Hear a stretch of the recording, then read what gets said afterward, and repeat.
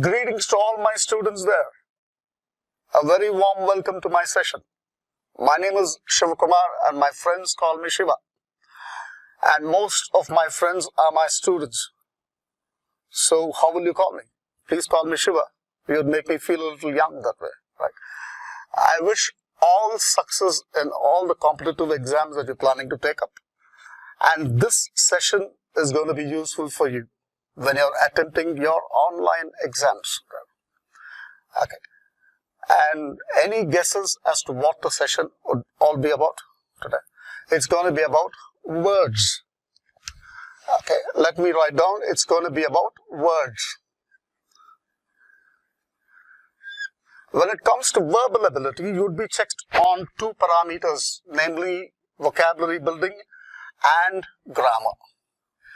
So today we would take up vocabulary building as one of the subjects, okay, which you would be questioned on.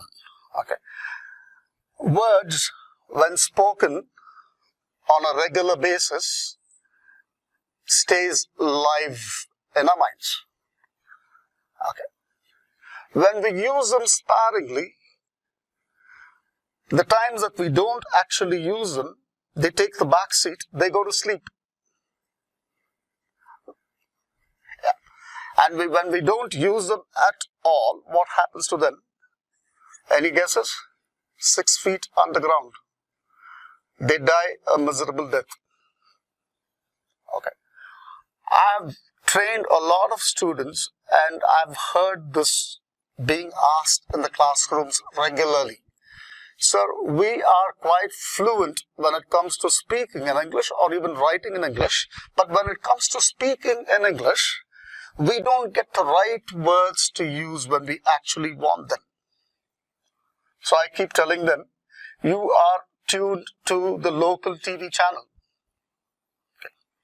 And all of a sudden, in a scenario like an interview or a group discussion, okay, you'd be asked to turn into the BBC channel, and naturally and obviously you'd have difficulty, right? So practice makes a man perfect, they say. Okay. So perfect practice makes a man perfect, is what I believe in. It's like music, my dear students, yeah. Anybody into music here who's up to learning the guitar? For example, let's say if you learned the guitar for quite some time and if you give it a gap of about 3 years and again pick up the instrument, and when you strum, it would ask you, who are you? Right? Similarly with words, the language for that matter. When we use them regularly, they stay live in our minds. When we use them sparingly, the other times they go to sleep. And when we don't use them, they die a miserable death.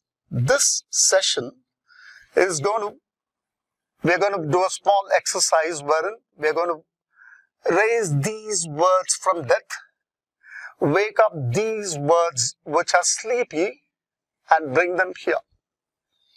Yeah. And who's going to do this? Me? No. It's going to be you. So that's why it would be an interactive session today, my dear students. Okay.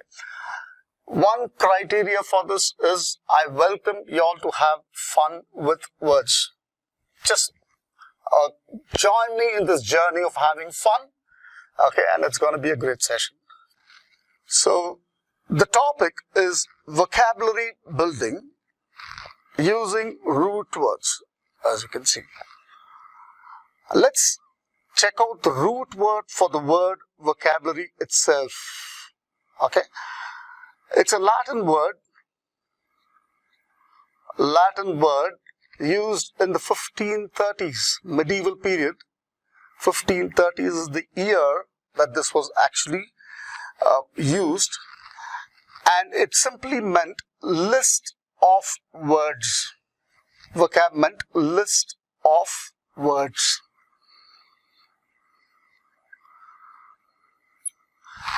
It's derived from a Latin word called vocare. Vocare. Okay. Which means to name or to call. Related to voice. to name or call related to voice. Vocal. So voice. It's got to do with the voice. Right? So vocabulary simply means meanings of words, or the list of words, meanings of words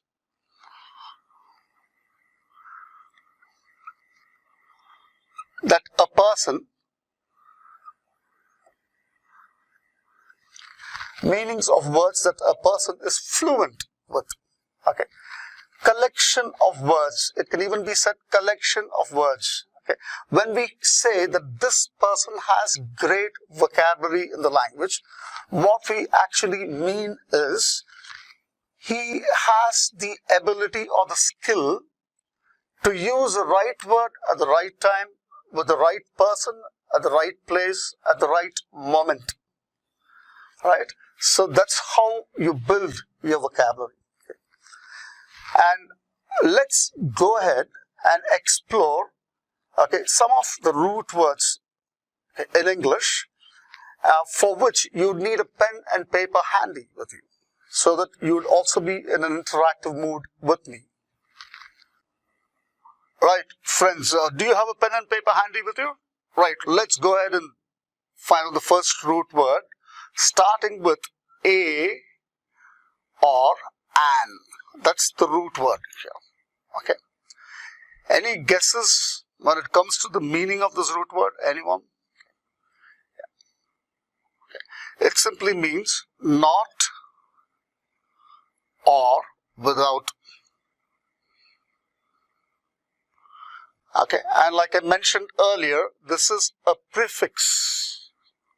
Words starting with a or an. I will give you the usage of this particular word, so all you have to guess is what the word can be, or what the word is. Yeah, sounds interesting? It'll be like a quiz right now. Okay. The usage is a person who does not, like I mentioned, the root word is not or without, does not believe in the concept of God.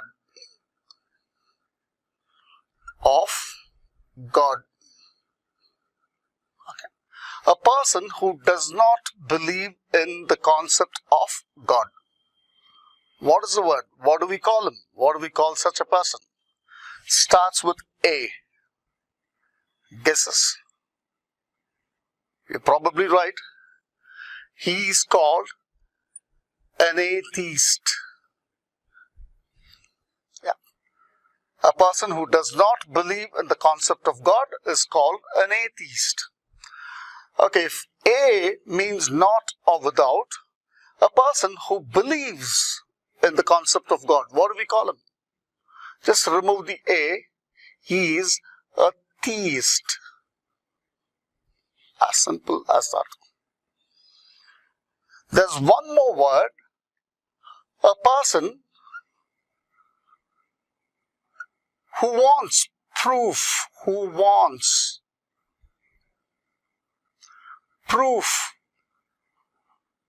of existence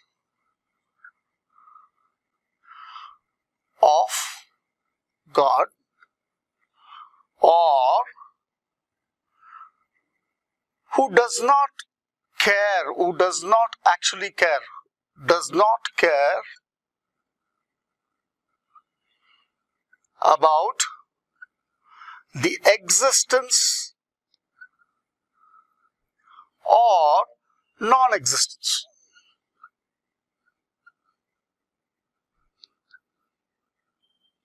What do we call such a person? A person who wants proof of existence of God, or one who does not care whether God exists or does not exist. He is called an agnostic.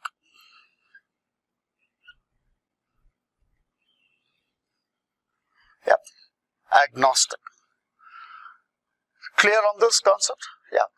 Just with the letter A and an, it means not or without, and we've got three words actually there. Okay. Atheist is the actual word. The antonym for atheist is a theist who believes in the concept. Agnostic is a person who does not care whether there is an existence of God or not. Clear? Right. Okay. Shall we get on with another example here? Okay. A person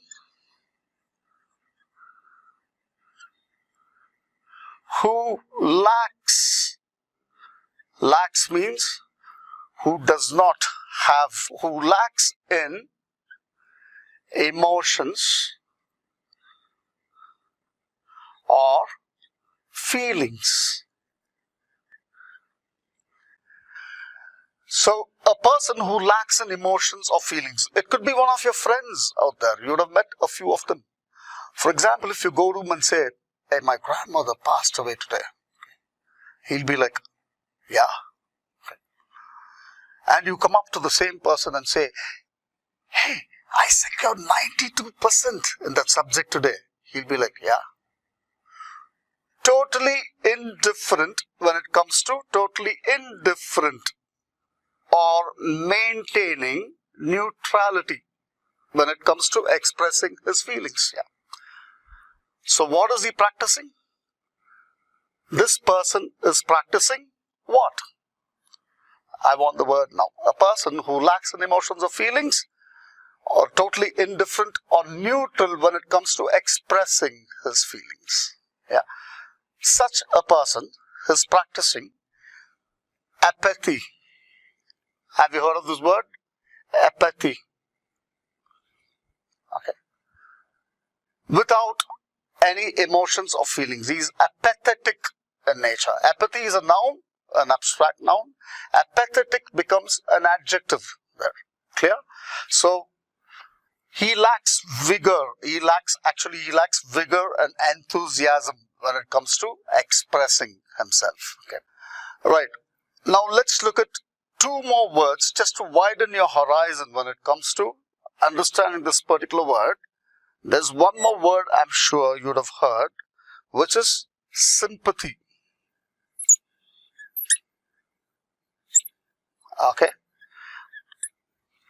A person who's a sympathetic person. Sympathy is a noun. Sympathetic is a person who's displaying sympathy.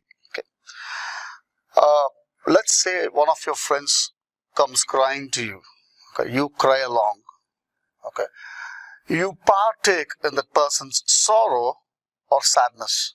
That's being sympathetic. Okay. So partaking in one's sorrow or grief.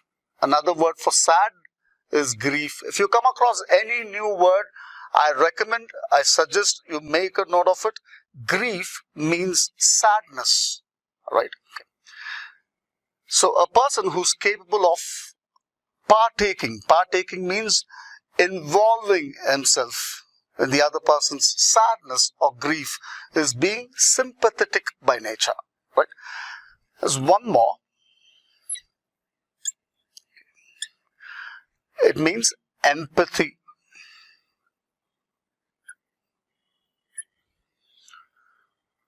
Okay. I'm sure you would have heard this word, but most of us misunderstand the meaning of the word because we mix sympathy, the meaning of sympathy for empathy. Two different words altogether. Okay. A person is out there trying to express himself. It could be a matter of sadness, being sorrowful, or he is expressing happiness or joy. So it is the ability of another person who is listening to him to understand the feelings of another person. So empathy means to understand